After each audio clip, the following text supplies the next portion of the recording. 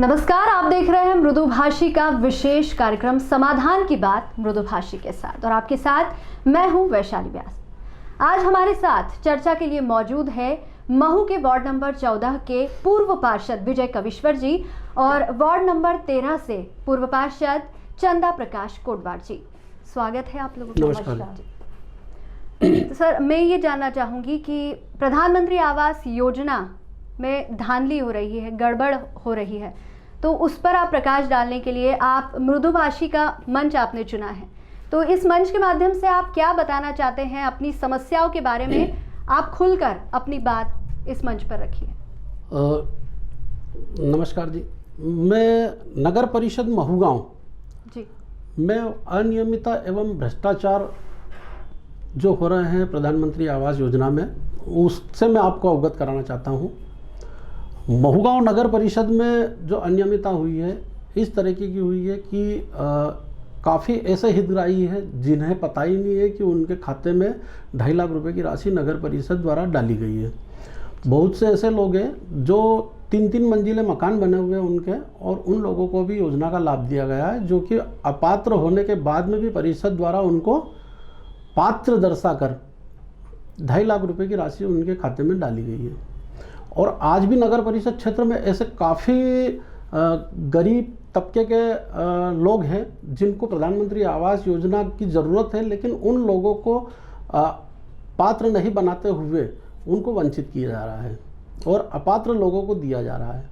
ये जानकारी हमें सूचना के अधिकार में नगर परिषद महू गाँव में हमने आवेदन किया था, जो कि हमें समय पे नहीं दिया। जो दूसरी अपील राज्य सूचना आयोग भोपाल से हमें जानकारी मिली, सूची मिली। सूची में हमने देखा कि 2 चरण में प्रधानमंत्री आवास योजना का काम किया गया है जी।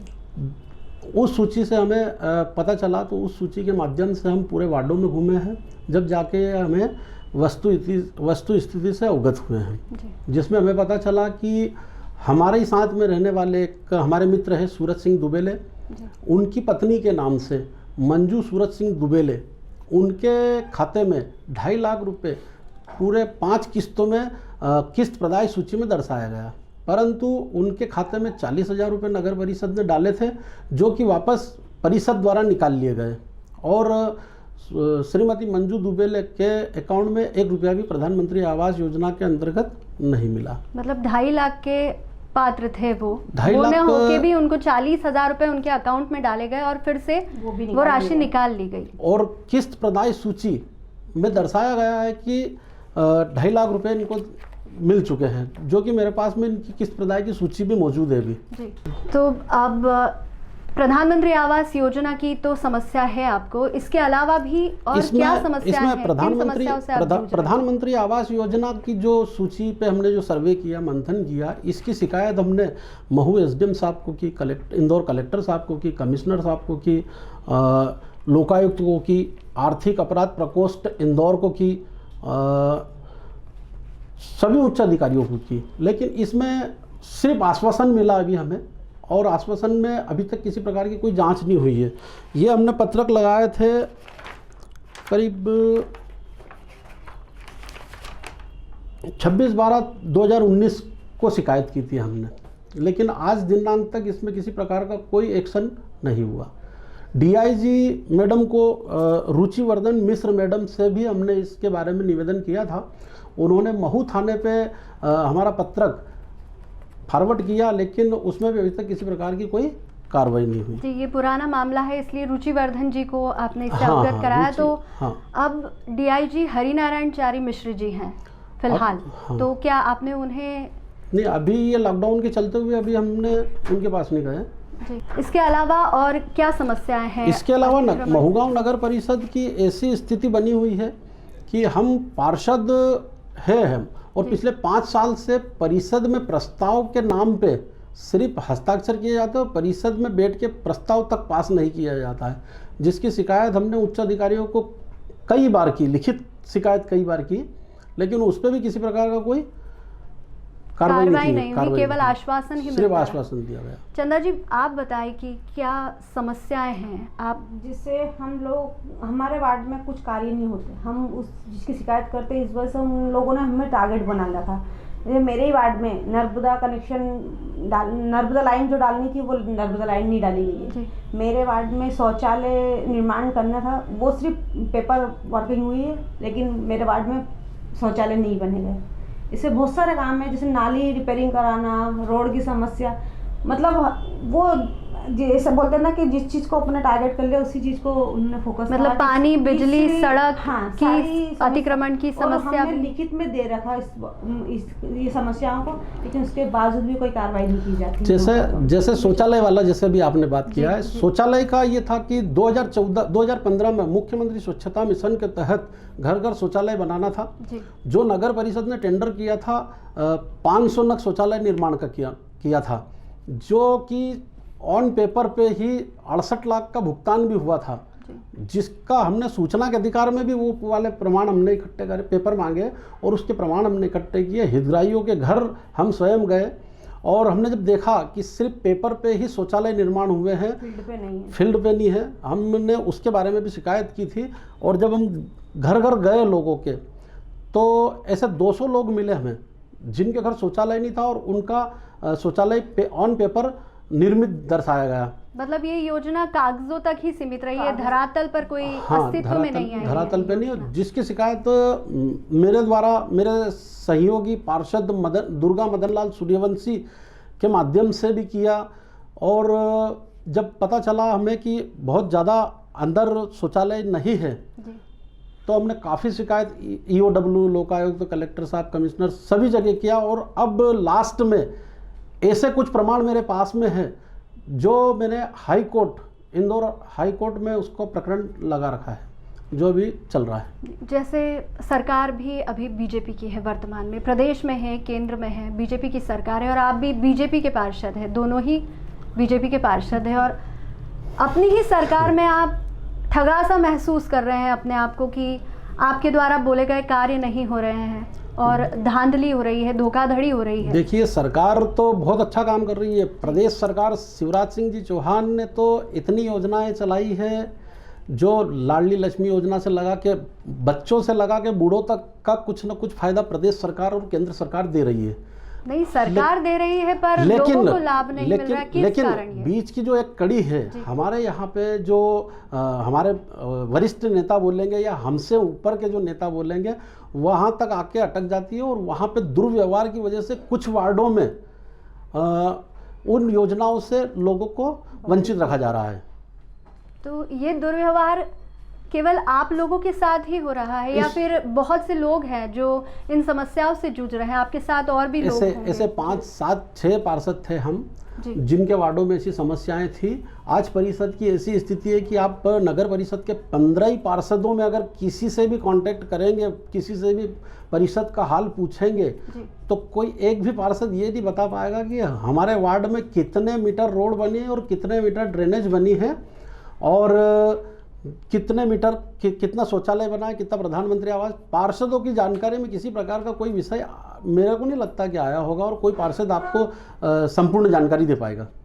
जैसे वर्तमान में सांसद भी छतर सिंह जी दरबार है जी आपके, तो क्या उनके संज्ञान में आपने ये बात लाई है कि इन समस्याओं से आपको जूझना पड़ रहा है? अभी तक सांसद महोदय के संज्ञान में नहीं है।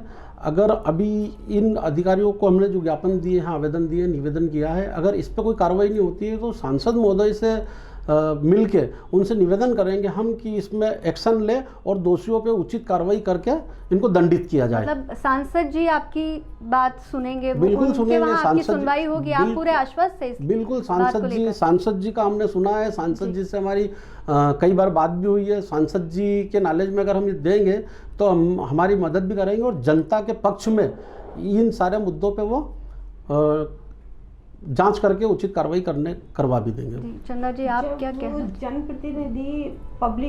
जनप्रतिनिधि सुनकर खड़ा करती है। अगर पब्लिक का ही अगर हम लोग काम नहीं करेंगे जी, तो आगे 5 साल के बाद हमें कोई पहचानेगा नहीं। वो तो बात ठीक है, उसके बावजूद भी हम लोगों की ऐसी स्थिति रहेगी कि हम उस रास्ते से निकल नहीं सकते।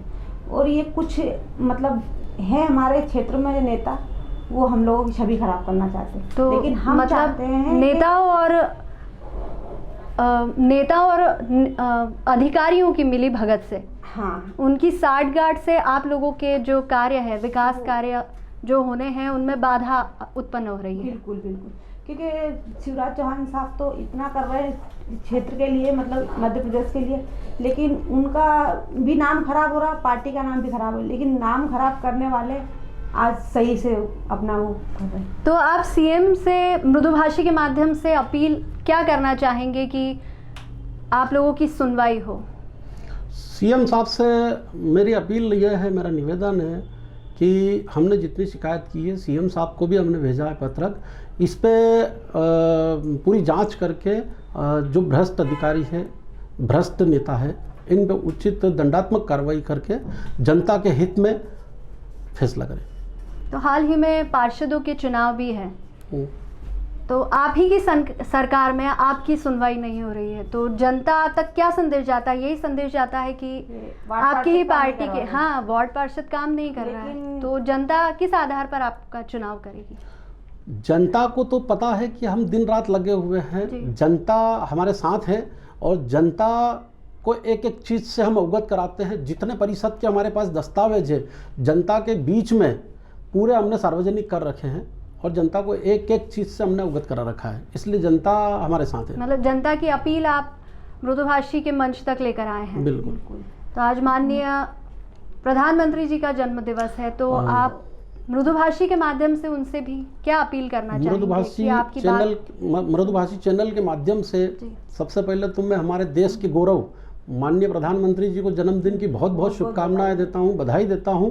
उनके द्वारा जो किए गए काम है, आज तक इतने अच्छे काम कभी नहीं हुए हैं और आगे भी प्रधानमंत्री जी बहुत अच्छे अच्छे काम करते गए हैं। उनको सिर्फ एक ही, उनसे भी मेरा निवेदन यही रहेगा कि ये जो पत्रक हमने जो कर रहे हैं, इस पे थोड़ा सा संज्ञान लेते हुए समस्त अधिकारियों को निर्देशित करें कि इस पे व्यवस्थित जांच कर उचित कार्रवाई करें। और प्रधानमंत्री जी से ये भी निवेदन है कि जो हितग्राहियों के लिए है, जो गरीब तबके के हैं, अंतिम पंक्ति का जो व्यक्ति है, उस तक ये योजनाओं का लाभ पहुंचे। बिल्कुल, माननीय प्रधानमंत्री जी का तो ये है कि अंतिम व्यक्ति जो अंतिम पंक्ति में खड़ा हुआ है, गरीब तबके का व्यक्ति, उस तक प्रधानमंत्री जी की योजनाओं का लाभ पहुंचे और पूरा का पूरा योजनाओं का उसको लाभ मिले।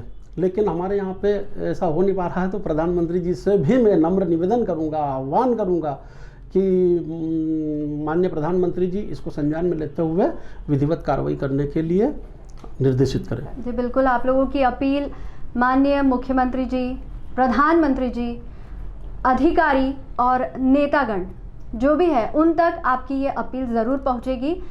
फिलहाल आप लोगों का बहुत बहुत धन्यवाद। मृदुभाषी में फिलहाल इतना ही। अभी दीजिए इजाज़त, देखते रहिए मृदुभाषी न्यूज़।